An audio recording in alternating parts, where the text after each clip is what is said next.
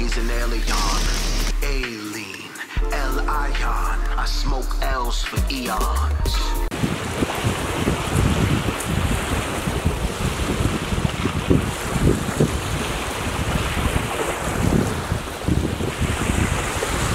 Bless up, you're with Eon Temple. Keep staying on Temple, keep locking in, keep tapping into, you know, your inner being.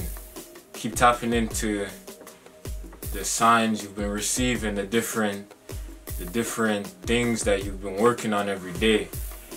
But I got a special topic I'm gonna be getting into. It has to do with light and the way that light is so essential and so important in our day-to-day life, because we couldn't get anything done if we couldn't see where we're going, what we were doing. And the whole point of not being able to maneuver in a way without having the perception to see what is really in front of us. So I say that to lead into the fact that sun gazing, star gazing, and moon gazing, these are three powerful spiritual, celestial, cosmical things that allow yourself to be receptive to the Most High, and as in the plasma energy that flows through you. As you may know, your blood has plasma in it. The fact that you're able to harness light and basically trap light in your eyes, your retina, the pupil absorbs the light, and you're able to basically see what is in front of you. I mean, it's a lot more complex as well. I'm not gonna go too deep with the science of it, but more so the metaphysical and, you know, the spiritual relevancy. So you have stargazing, well, specifically sun gazing first, right? The star in our solar system. You have the soul, right? Solar. And the soul comes from the fire energy that is soul. Solar, sun. Ra, you get what I'm saying? So the fact that the sun continues to burn, and the burning of this space, this entity, is what causes life to be born on this planet and for life to flourish. As you've noticed, ask yourself if you've seen any type of life that didn't come out of the existence of light. They say that when we eat food to get the light energy out of it.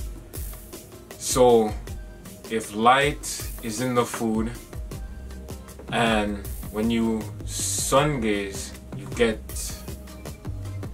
you could say, downloads that come in. So basically, if you break it down, light is information. So when we say about light codes, when you are sun gazing, you're decalcifying your pineal gland. You are receiving information that is on a more cosmic level. So it allows you to have a different perspective of your environment, and also to be able to be more receptive to the things you might be missing because you're too stressed out about a job, about spouse, relationship, about getting your next paycheck, your car might have broke down. So these are the kind of things that distract you every day, the mundane things of life.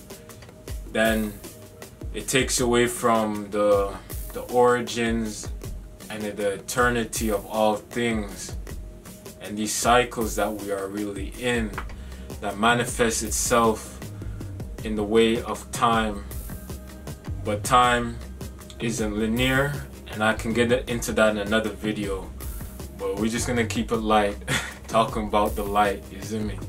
So next you have moon gazing, right? So moon gazing, as those who follow you know, numerology and the whole zodiac, the whole celestial star charts, you find that moons play a big role in the way people move from day to day, as in their personality types. And if I believe the moon represents either your social personality in the natal charts, don't quote me on that, I'm not fully sure, but I do know when I look at the moon, I get it's like a connection to the fact that the moon is basically reflecting the light from the sun, and it is basically made out of, you could say, a mass of what it composes. I'm not sure, but if you understand that all things have energy, so the mass itself, you can refer back to the Kemetic knowledge of how you have the earth as in solid represents the stable mass, the water represents the wavelengths of mass, and the air represents the vibration. So if you look at it as like a mirror, it's reflecting off the sun and it's getting a particular angle or perception. So for your perception, so you may take in this light at a different level, a different frequency. So this allows yourself to be more a mellow type of light. That's why the moon is represented to the feminine energy, a less intense, a more subtle and gentle light than the sun is more fierce, like a lion. It's the giver of life. It's that fiery energy. So if you look at it in the feminine and masculine polarities, that it basically it rules over the night. It causes the waves to move, the tidal energy to flow in a way so it's more of a rhythm type of flow, if you get what I'm saying, to the vibes you get from moon gazing. So it's a good thing to do, you know. You might not be doing it every night, but definitely I would recommend going out some nights, especially on full moons. You could even take pictures, but sunlight, getting that light to help to activate you in different ways. So next we have the stargazing. Rolling, rolling, rolling, got me stargazing. You know what I'm talking about.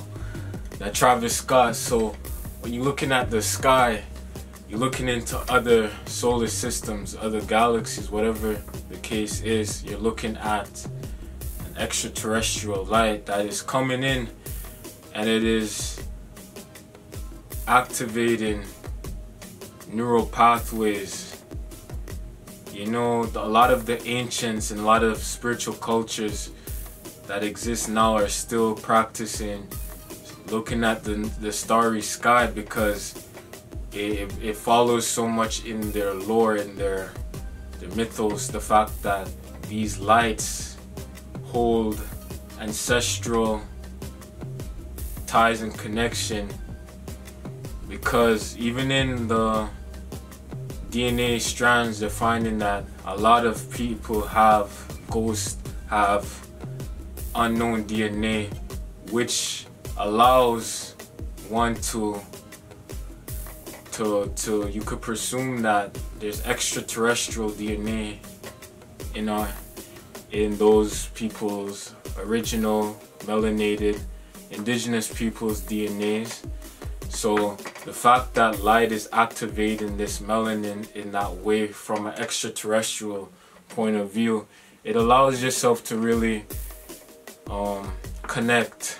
Because if you look at space as an allusion to the fact that things are closer than they appear to be, So when you're taking in this light, you're really almost there in a sense, and that you're almost off the earth. So that's why it's so powerful, as in astral projecting and things of that sort. So when you have those neural pathways open when you go to sleep, you find that you're able to, you know, have more lucid dreams, have more access to the Akashic records, have more access to Akasha and that energy that comes with it. So, you know, something I've been doing of recent, I have, you know, my astronomy Bible here. Been looking over certain things that involves the different solar systems and the relevancies in it, and basically piecing it together. So yeah, I hope you guys like this video, y'all. Eon Tribe, stay tapped in, you know, keep staying on tempo, you know what I'm saying, and look out for more content. Easy.